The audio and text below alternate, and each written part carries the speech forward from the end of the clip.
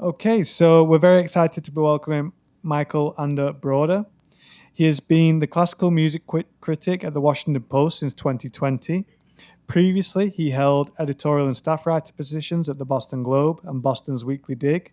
His essays, humor, and criticism have also appeared in Nylon, Thrillist, Entrepreneur, Medium, McSweeney's Internet Tendency, and other publications.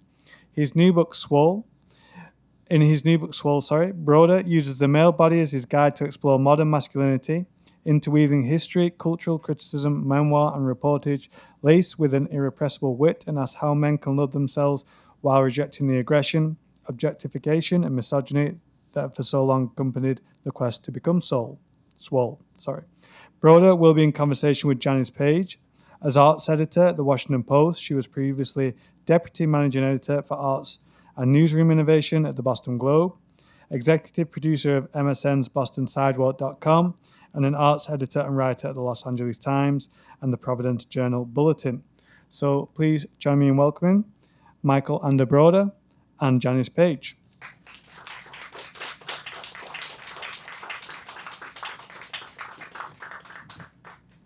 I'll try to gracefully get into a chair. It's impossible. All right. Hi, everyone. Thank you for coming. First thing I want to say is you are overdressed based on this book. Yeah, out in the general public, I'm assuming people want you to be in, short shorts. I don't know if people want me to be in that, but that's what ends up happening at the Whole Foods all too often. I actually ran into one of our colleagues at the supermarket in my post-gym wear, and it was uniquely humiliating. I think I hid behind a lettuce after I saw him. As long as they're not asking you to take your shirt off in the middle of the Whole Foods. Yeah, to demystify this a little bit, in the first chapter of the book, I talk about the fact that I'm often wearing clothes that really, or a shirt that really doesn't even symbolically pass for a shirt. It's more just a bunch of threads. A bunch of threads at this point, yeah.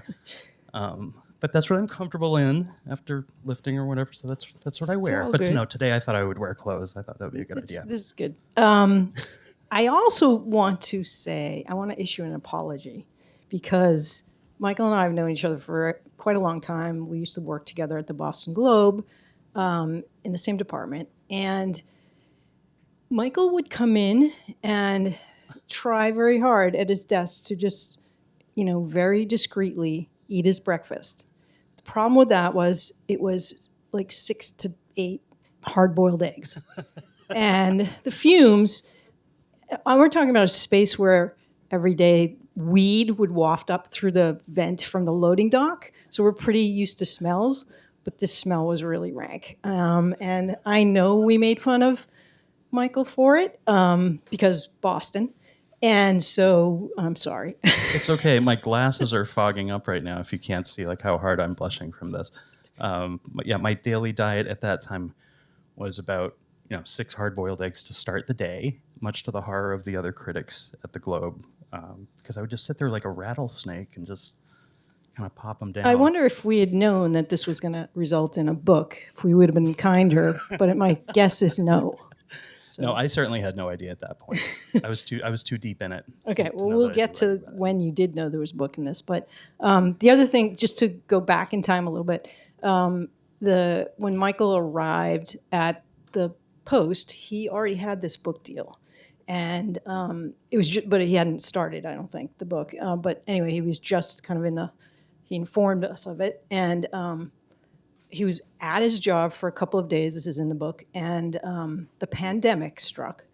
So he then had to reinvent the entire way he did his job as a classical music critic because there was nothing to, nothing to critique, nothing to review. So he had to reinvent that job. His parents were both ill, and write a book on the side. How the hell did you do that? I actually got the book deal and the job at the Post in the same week, which seemed like a really good thing. But then you realize that it was kind of 2 full-time jobs wrapped around each other that had nothing to do with each other.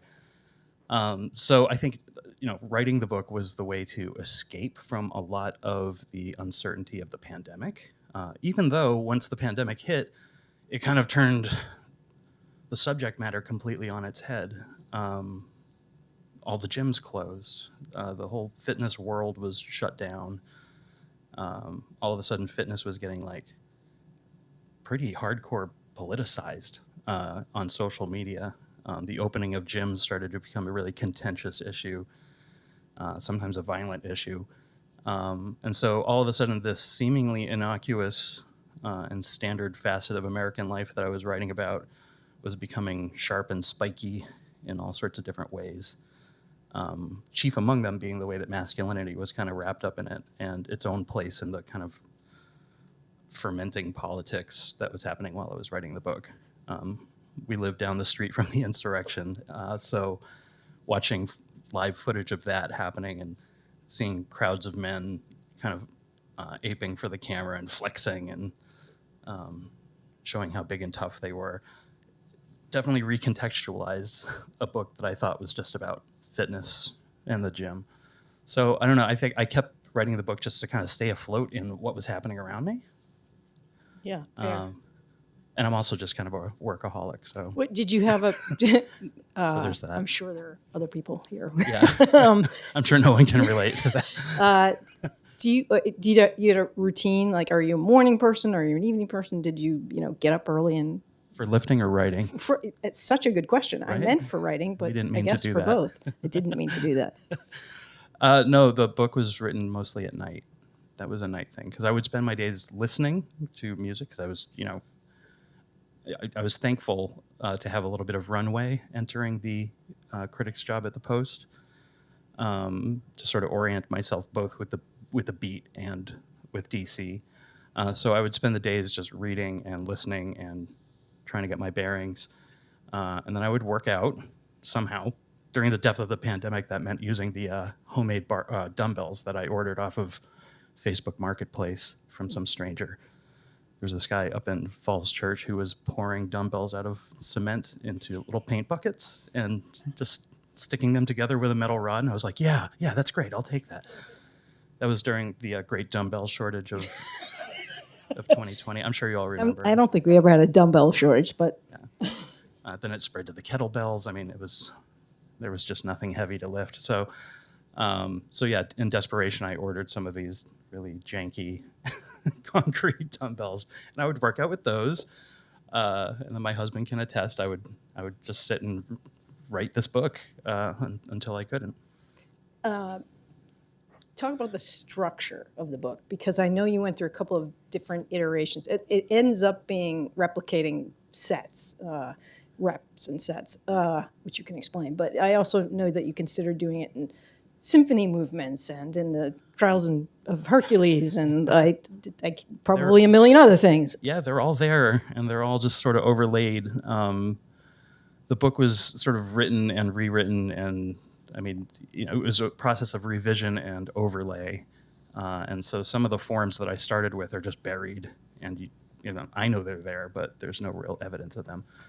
So, pardon me, on the surface, you have 12 chapters, which was sort of an homage to the 12 Trials of Hercules. Each chapter is kind of split into two units, one more leaning towards memoir material and one leaning more towards research and cultural study. And the way I sort of thought about that was kind of like an eccentric and a concentric movement in like a standard exercise. And so as the book goes through these 12 kind of repetitions, they get shorter and they get a little bit more intense and a little sharper and maybe a little bit more painful as it goes on. And the idea is to just get to this final chapter, Bones, where there is no companion. It just sort of ends. So the book sort of goes to failure in the parlance of the gym. Yeah, we'll talk more about that. And then there's the symphonic form, which was kind of an early way of just structuring the idea of a book for me.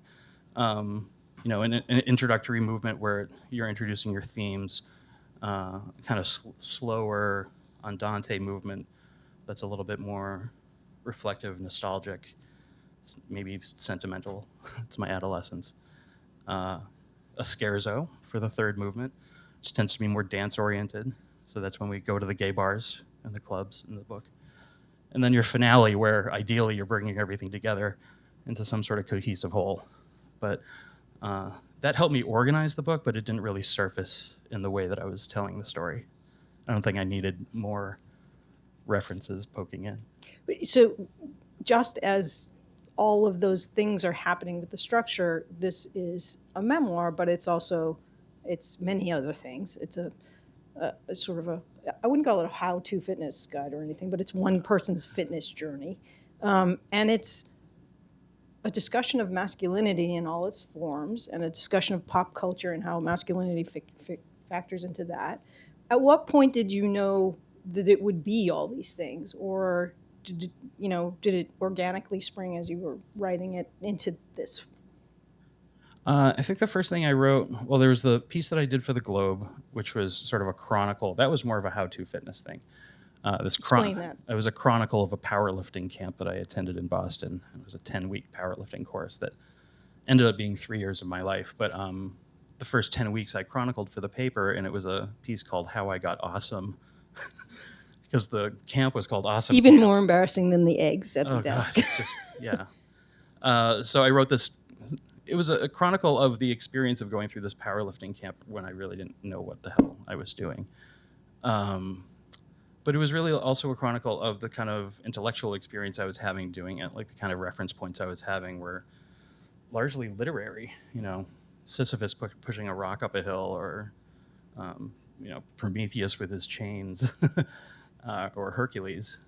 So I just started thinking about kind of the undercurrents of the gym. Like, what were the big ideas that I was participating in by lifting? And there was a lot. So I started digging in that way, and that's kind of how I came to writing about it. Cool. And there's a lot of research in this book. There's a lot of history of bodybuilding and other things.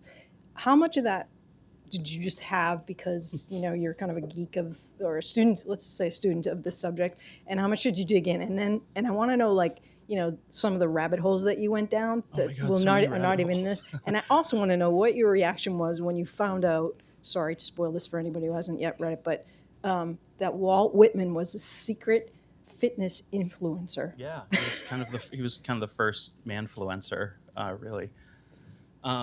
So the research for me, it also, because it started with a memoir, I had all these personal experiences, and then I would just kind of dig under those and find out what was at the root. So while I knew all about He-Man and the Transformers, I didn't know about the wave of deregulation that was happening under the Reagan administration that allowed children's television to just become a flood of commercials.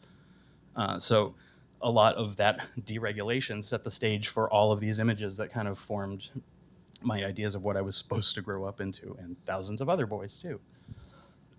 So while there was like a hefty research component, a lot of it was just me digging deeper into the personal reference points that I already had. So it was wormholes aplenty, and discovering that Walt Whitman, under the name Mose Velzer, had penned so Velzer was his mother's maiden name, which is kind of sweet. And then Mose was the name of a sort of folk hero at the time, Mose Humphreys, who was known to frequent the Bowery in New York, and he was sort of this tough guy who had kind of all these urban legends about him, like he could pick up a bus and stuff like that.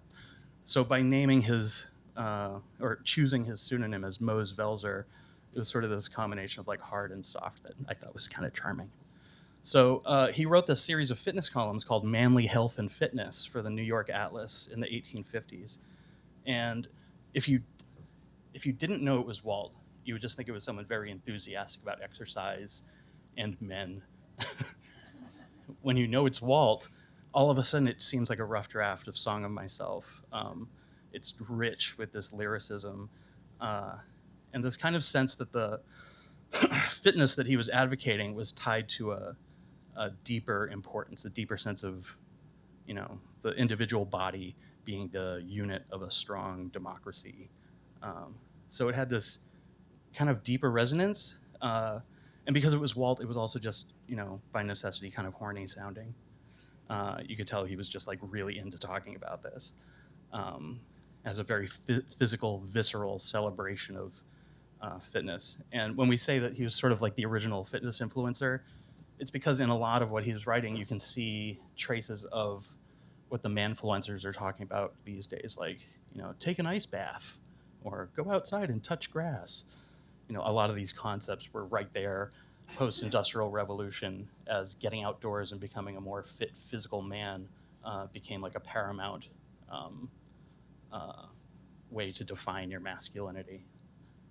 Yeah, I don't know why it's so shocking to me that he might have this, because one of the points, the major points of your book, is that you can be 2 things or 5 things at once, and you sort of love the I mean, you play right into you love it when someone sort of looks back and says looks at you for the first time and says, that's the classical music critic, right? Yeah. There's a multiplicity at where, you think of Whitman and I contain multitudes. One of the joys of my own weightlifting journey has been this ability to sort of play both sides. To be when I first started getting bigger, a friend of mine on Facebook posted that he's like, wow, I haven't seen you in a long time. You look like you would slam your old self into a locker. And I was like, oh, that was really sweet. Because there was something about that. There was something about embodying this opposite that has always intrigued me. And I've always sort of resisted the idea that there's some sort of significant separation between your bodily presentation and your mind. And I don't know. I mean, I think we tend to bisect those a lot, especially in pop culture. You have the brawn and the brains. You can think of like dozens of cartoon examples of that. But we love to treat those ideas as separate.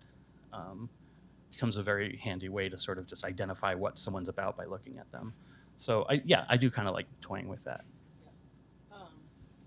And let's talk about the concept of taking it to failure, which is, you can explain what that means in the gym parlance, but obviously it has a lot of resonance for us in many things. And you said it recalibrated, writing this book or actually discovering that concept recalibrated your relationship with failure. So explain that. Yeah, weightlifting itself kind of recalibrated my orientation with failure. When you're a writer, first of all, you don't really, you know what failure is, absolutely. But quantifiable progress is something that eludes you as a writer. And the weight room gave me that all the time. I had this numerical idea of my progress. But the reality of the gym is that when you go, and if you're doing it right, and if you're training hard, and if you're training, as I speak about in the book, like to get big, my goal was to get bigger. You have to go to failure, which means you do the exercise until you physically can't. And so when you leave the gym, your muscles are like, okay, next time we have to be able to do that. And that's, I'm not a biologist, but that's how you grow. So, so to failure is part of regular gym parlance. And going to the gym a lot, I realized that, despite the fact that a lot of the rhetoric of the gym tends to be very like butch and dominant and about power and like conquering things, like, oh, I'm going to go in and destroy some weights today. It's actually kind of a submissive act. You're really kind of chasing failure. You're kind of chasing not necessarily what you can do, but what you can't. Because if you're not encountering what you can't do, then you haven't really done anything there. You're just kind of hanging out. So that kind of changed a lot for me in terms of how I experience failure in other parts of my life. It became this thing to pursue almost just as proof that you did something or tried something. Had less of a sting. Failure became my gym buddy. It was less something I feared and something that I was like actively pursuing. So is that part? I don't know whether it's right or not to call it an addiction or obsession or anything like that. But is that part of the draw of this? Is that sort of clearing away of everything else, right? When you do that, you go to zero every time. Yeah, or you try. Or you try. Right. It definitely was an addiction for me for a while. It was like, it was hours at the gym and then like hours eating and then my sleep schedule was built around it. It got kind of unhealthy for a while.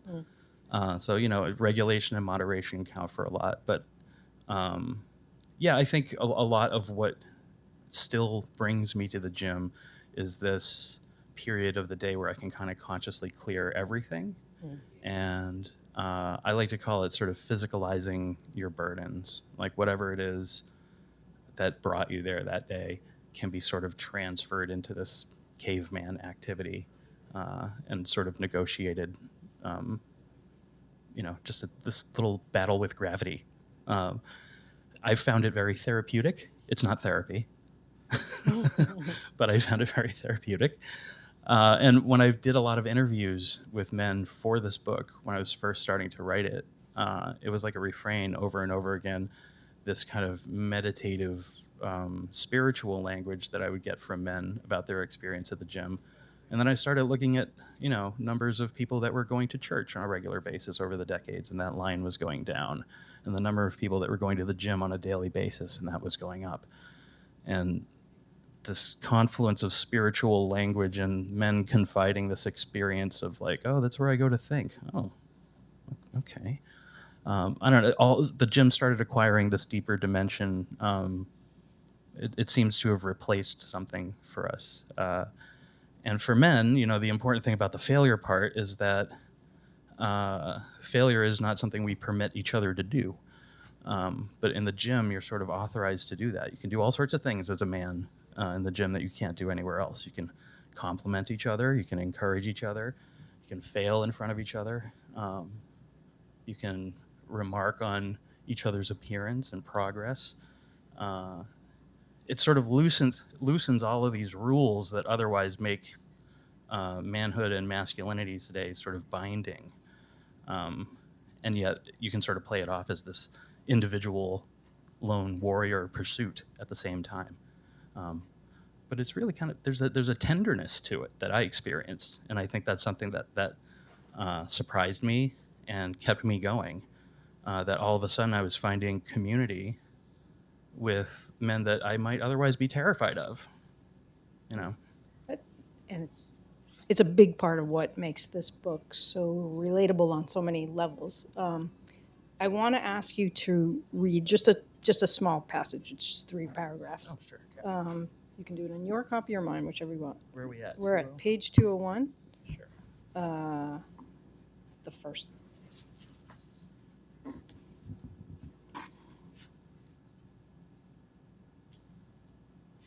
There we go. I can flip pages.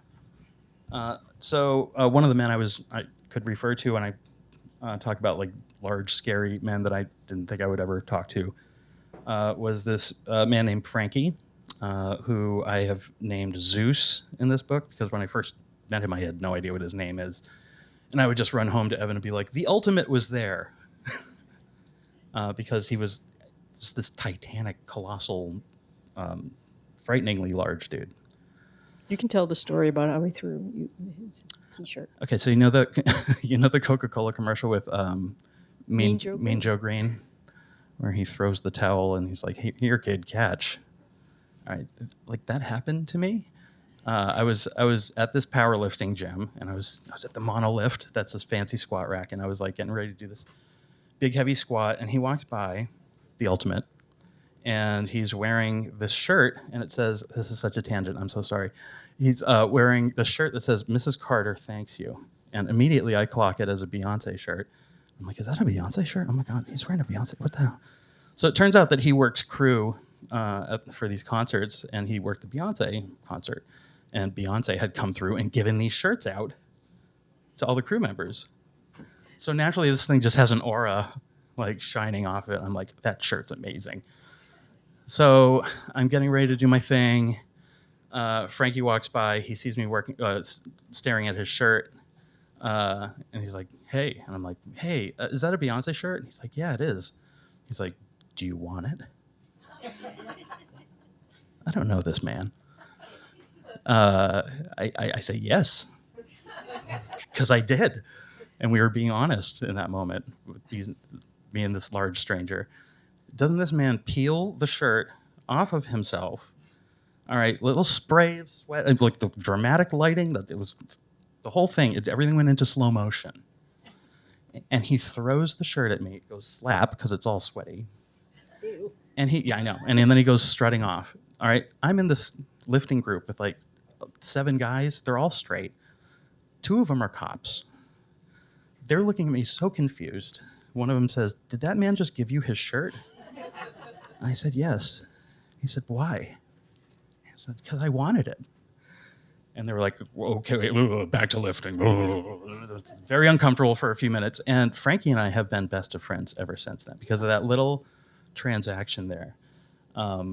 It just completely, lowered this drawbridge between us, because he saw me doing a lot of work at the monolift and he was very impressed. Says a lot about the community and leads beautifully into this little passage. Right. So the week after Zeus first acknowledged my existence, he passed by as I was struggling to stand up beneath a load of 405 pounds, the heaviest squat I'd ever attempted. I'd walked it successfully out from the monolift, sturdied it across my shoulders, gripped the bar, drew in a big breath.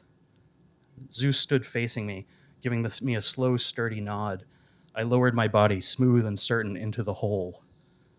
Zeus's eyes widened, and his brow bent into an expectant arch, as though awaiting an answer.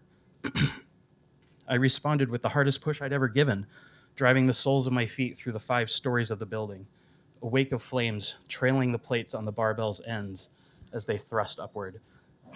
A burst of energy radiating out across the gym floor, and a surge of lightning shooting up my spine and down the length of the bar. My body was vibrating, coursing with endorphins. I felt power-pilled, superhuman. I racked the weight, and a hail of congratulatory slaps hit my back. Zeus smiled upon me and strolled off. I felt chosen. I asked you to read that because when I read it, it reminds me so much of so many things you write, so many reviews you write, so much of what you do, which is your power as a writer, which is that it's a verb. Everything about it is active and visceral and incredibly descriptive.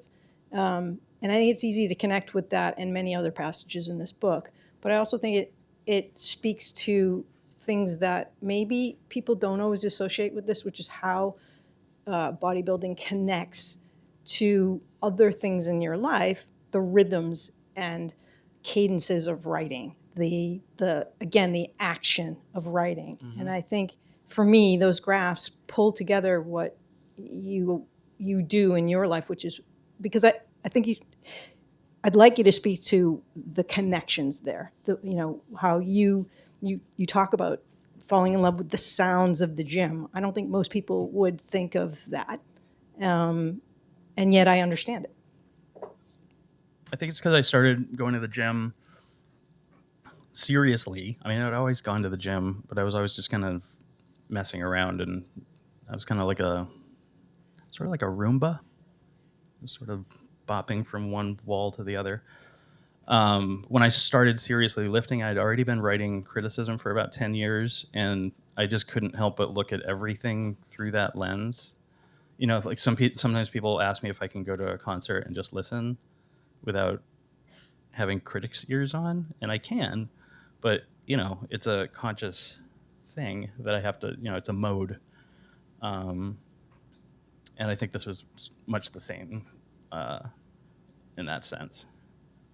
And this, you also talk about focus a lot and how this sharpened your focus, which is another thing that is paramount for a writer. Form, discipline. Form was such a big thing. Like I came up in the trenches of contemporary poetry, people. That's where I did my degree work. So form. It takes a real man to say it. Thank you. Thank you. That's where the money was. It was the go-go 90s. So anyway, so I had a pretty deep engagement with form just as this thing I would do daily battle with, right? So I was consciously putting myself in classes and workshops where I knew I was going to have trouble, where it was going to be some sort of obstacle course. And form is the ultimate poetic obstacle course, right? It was like a Villanelle one week and a Sestina the next. And the more forms you did, the more pointless they all seemed, but the better exercise they were, because if you can transcend the form, hey, you're an artist, right? So the gym ended up being a lot like that. Form is how you avoid getting hurt in the gym by doing things properly and within these very certain mechanical strictures. But your advancement relies on your obedience to that form, your ability to kind of transcend those limits, to do something within those that makes you stronger. So I was finding all sorts of connections between, oddly enough, poetry, that craft, and lifting, which was helpful for me because I was doing both. And even writing this book turned into like a daily exercise, whether I wanted to do it or not. And I often tell people, if they're in the gym, like, you'll see people that just start out and they might show up and they want to bench that day, and all the benches are taken and they're forlorn. Oh no, what will I do? There's always some other way to do the thing. There's always some other way to find some weight and put yourself in that position and do that exercise. And so the book was very much the same way in that. Even when I didn't want to do something, or if I just didn't have the emotional resources to do the memoir part, okay, then I could go do the research part. I could drag sandbags instead. So, the kind of learning about grappling with difficulty, like I said, the physicalizing of one's burdens, all of these things that I was learning in the gym were directly applicable in writing about the gym. And I thought that's a helpful thing to share for people in general who might have like apprehension about the gym, is that it really does have carryover. It's not like, oh, when am I going to use algebra? It really does have like a carryover into how you interpret and engage with all the other things in your life. I'm going to ask one more question, and then please, someone come on up, and multiple people come on up and save this by asking questions. Okay, when I hear the word meathead, I think about All in the Family, and Archie kind of, calling his son-in-law, Rob Reiner's character, that in a very disparaging way. And I don't think most people would look at that or hear that term and think of it in anything but that. It's up to you. And explain that. I just have a fondness for that term. A lot of my favorite characters growing up were meatheads. There's always something about the gentle giant that appealed to me. And there's also just sort of like a nice little, I wanted to make sure that this wasn't going to be taken too seriously. And if I'm referring to myself at the outset as a meathead, then I'm not only being faithful to how I actually feel, but I'm also allowing there to be a little bit of oxygen in the room in talking about this. In the book, I talk about how muscle for me is really, or one of the ways I've kind of negotiated my own engagement with it, is that to me it strikes me as a form of drag. It's a way of taking things about yourself and amplifying them, making them larger, more visible, maybe comedically so to some extent. And so there's something kind of goofy about the whole endeavor. I mean, there's an absurdity that also has to be embraced when we're talking about the gym. The gym is like this gallery of sculptures, pointless, absurdist sculptures, or machines that make their only purpose harder. It's bonkers. It makes no sense.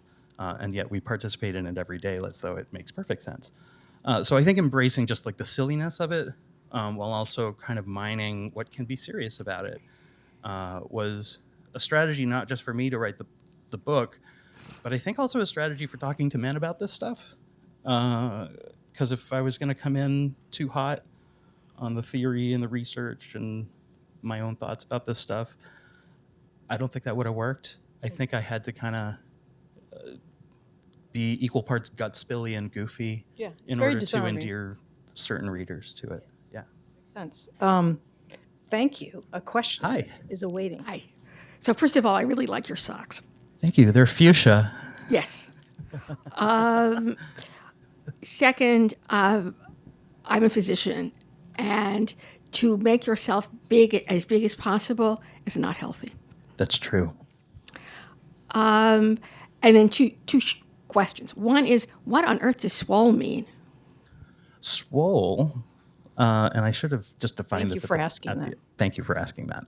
Swole is just short for swollen, which was a not so pleasant way of expressing largeness or jackedness or bigness. But yeah, swole is just part of the slang the kids are saying these days. That's how I came across it. Swole is the goal, I think, was the first phrase that I encountered. I think it was on a T-shirt I saw. I should say that I come from a completely different planet than you do. But I'm curious about the television. I mean, I came about when television was invented, or at least when it was commercialized. How did Reagan deregulate television? I mean, I stopped watching cartoons in the 50s. Yeah, so in the 70s, children's television was pretty highly regulated, and it had to be a certain percentage of educational content. I don't have those percentages off the top of my head. But there was a FCC commissioner that Reagan brought in, Mark Fowler, I believe was the name, and he lifted all of these regulations. So all of a sudden, you didn't have to have barely any educational content. You could have like a lesson, right? Mm-hmm. So a He-Man episode, there'd be a lesson, something about being a good person, vaguely. But you didn't have to have that. So everything all of a sudden that was on TV had a companion product in the toy store aisles. So, all of a sudden the conversation between Barbie cartoons and Barbie products, He-Man dolls and He-Man shows, Transformer trucks, and these were also daily cartoons. So this wasn't like reserved for Saturday morning. This was like a daily feed of 30-minute commercials. I was just going to say, and tons of cereal commercials. Yeah, and even cereal was getting cartoons. I remember there was Mr. T, I think, had both a cartoon and a cereal based on the cartoon. I don't know how you base a cereal on the cartoon, but Captain Crunch. Yeah.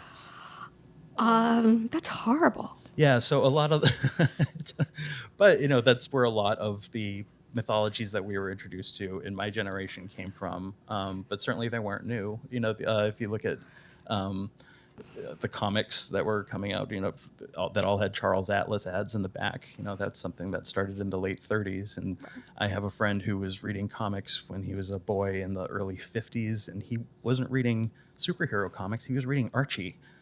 And even in the back of the Archie comics, it was kids the 98-pound weakling getting sand kicked in his face, and Charles Atlas selling him a weightlifting program. Oh yeah, no, and then there was TR. I mean, you mentioned Walt Whitman. I was an English major, and that's completely new to me. Yeah, it was actually discovered by a graduate student in Texas. I didn't find that out, but you can, if you go online, find public domain reprintings of Manly Health and Training, and I recommend everyone do that. It's actually a really good read. Do you talk about TR in the book, Theodore Roosevelt? I do not. And thank you for that. I just want to encourage though. Oh, sure. More questions sure. if we could. No, you have to come up here. The microphone is important. The completely opposite hand. Sure. How are you handling your TikTok fame? Because I walked up here because my aunt is also a Washington Post lady, and I was like, what am I doing here? But you have one of my favorite TikToks of the year. It is divine. Was that part of your PR? What? No, that's pure venting. It was that platform is just suited to the way I kind of dump sentiments on the public. Very good. In a less edited and less censored way. So yeah, thank you. Of course. I'm surprised this room isn't full. Everybody check out That's please good don't. advice. Please This book is a container for only a small find him amount. on TikTok. How do we find you on TikTok? Hopefully you don't, but it's just Brodeur talk, I believe. Yes, Brodeur talk. Brodeur talk. Yeah, there you go. My question is sort of a more literal one, which is implied in what you say there in the tagline.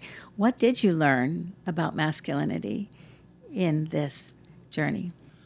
I don't want to give too much away about the way this book kind of concludes, but a lot of what I've known about masculinity I knew the whole time and wanted to convey it by kind of making this secretly a book about my dad.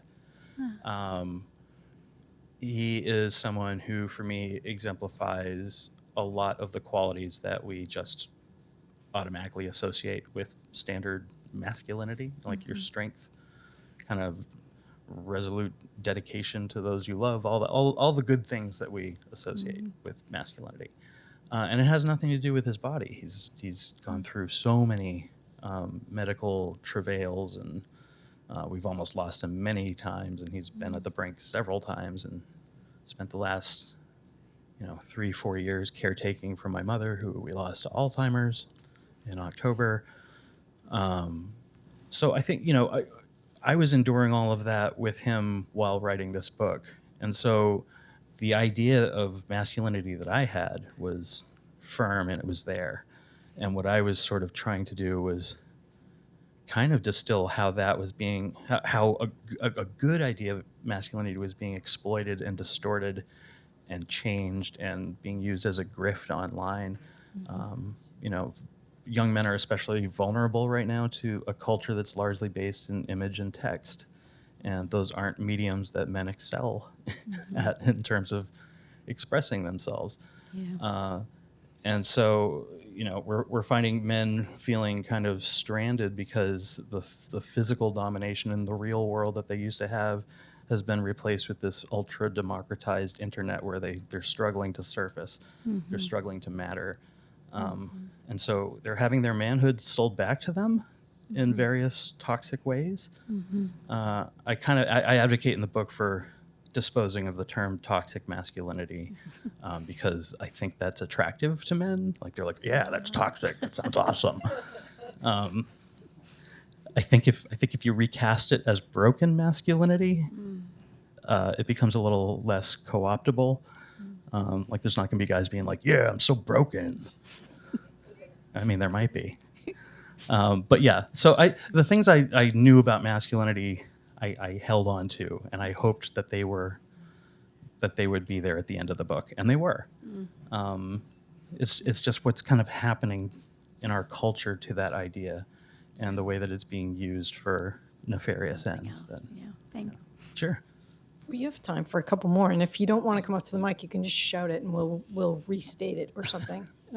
But any question? Also, as long as we're mentioning TikTok, I have to tell you that another brilliant Michael thing is he wrote a list of fake Massachusetts town names for McSweeney that is probably the most astute thing ever written about Most Massachusetts. successful thing I ever wrote. It's really, really funny. I mean, but this list, it took 5 minutes to The write. town I'm born in is the town whose real name ends this list. It's so silly. Oh, I forgot you're from Braintree. I'm from Braintree. That was the only real town name on it. But yeah, it was a list of fake Massachusetts towns that I wrote in a rage one day, I think inspired by traffic. And McSweeney's ran it, and they put it in hardcover. It's the first thing I ever had in hardcover. That's great. Well, this now, thing rolls out every now you have Patriots this. Day. It's great. It's the gift that just keeps giving. Yeah. Now I have to remember what they are. East Shropshire. There's Lamham. Lamham. There's West Lamham. There's Blight Falls. Blight Falls. There's Mansocket. There was... You're all so close. It's Hammam. Hammam, right. I might just have to direct you to the list. I just, that you got 5 out of me, so that's pretty good considering this thing is 12 years old right now. Question? Anything? Yes. Yay. Hello. Hello. Thank you for hosting this. I guess my question would be, and I know this is not the focus of the book, but in your research and in your writing, did you at all come across or learn anything about how trans bodybuilders or female bodybuilders experience the similar experiences that you were writing about in this book, or researching how men experience it? And was there anything comparatively that I guess you learned there? The trans men that I spoke to, because a lot of those people that I spoke to was just kind of on background when I was first beginning it and didn't know what the book would be. And I knew that for me to write about the subject, being a white cis male would be representing one perspective, and I'd be kind of anchored in that perspective. And the way that I could do that was to sort of write as a memoir, right? That's the perspective I can offer. The trans men that I've spoken to have much the same experience in the gym that the cis men I speak to. They're looking for a sense of presence, confidence, power. They want to be seen, but not looked at. That was the vibe that I got. When I'm going to San Francisco in October and hosting something called the Swole Forum, which will remedy some of the shortcomings that I see of the book in that it only represents kind of my set of eyes. And we're going to be inviting like folks from all over the fitness community out there to sort of talk about how muscle intersects with their sense of identity. And then another question, since we brought up TikTok. TikTok, YouTube, Instagram, all of these platforms, as you know, are absolutely awash in fitness content, especially targeted, as you've written about, young men. I'm curious if you have any insight for not just why this content is particularly appealing to men in your book, but also why it oftentimes comes with a abrasive style and a sometimes in this culture a right-wing politics as well. Is there just any insight on that?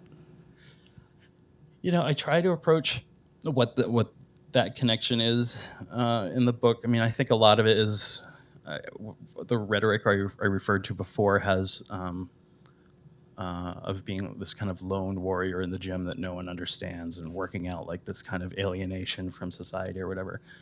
It has a lot of ties to the whole pick yourself up by your bootstraps type mentality, where it's kind of this no one is coming to save you, every man for himself mentality. The gym is a great way to kind of perform that dance in front of other men so they can see you kind of like, saving yourself. I also think the issue of the appeal of transformation is at the heart there.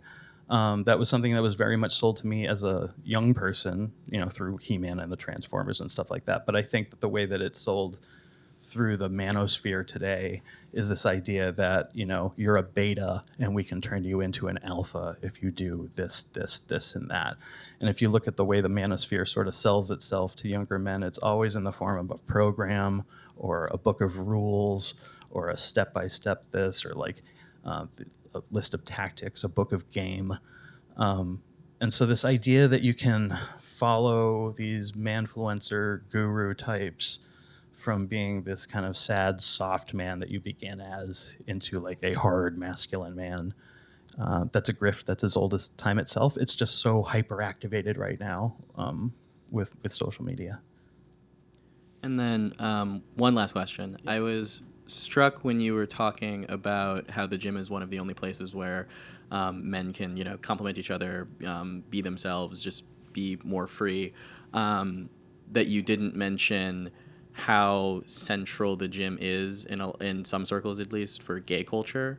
And I would be very curious just for your thoughts on why gay culture is so intertwined with fitness and whatnot, especially in this like social media age for a lot of gay cis men. Yeah, I mean, certainly a lot of it is just driven by our culture of image. I don't think that previous generations of gay men could have ever imagined a reality where we pull a little black rectangle out of our pockets, and it has a grid of beheaded muscular torsos, like you're looking at some sort of art exhibit. But it's just gay men who are nearby that you can select from. The way that gay culture has distilled men down into images as a means of acquiring the mainstream, to get into the mainstream, we kind of had to become images. I think that's had a reductive impact on how we relate to each other, how we see each other, how we treat each other. I think the gym is one of those places where we can actually see each other in real space.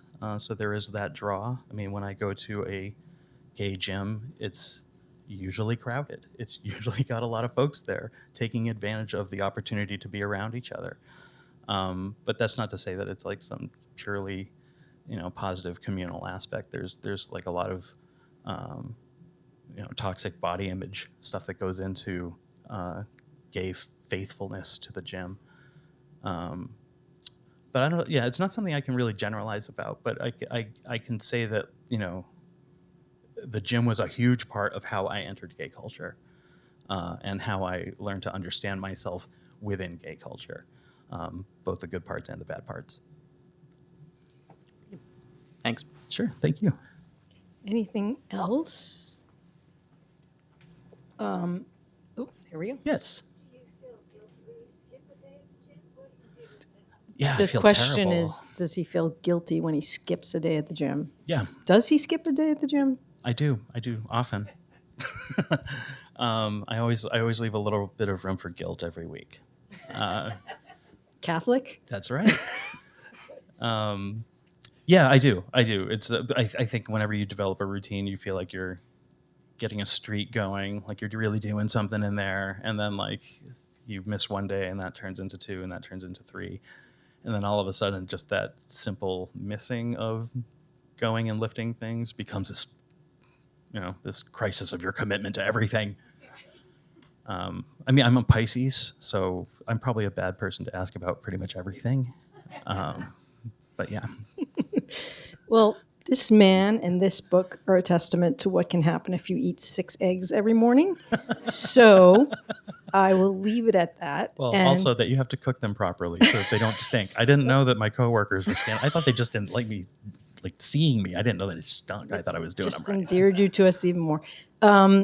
Buy this book, Swole. Please give it to your friends. It is not just for fitness maniacs. It is really truly a lovely memoir, and I don't want to give away the end either, except to say that Michael's been through quite a journey over the past few years, as we all have. But he really has.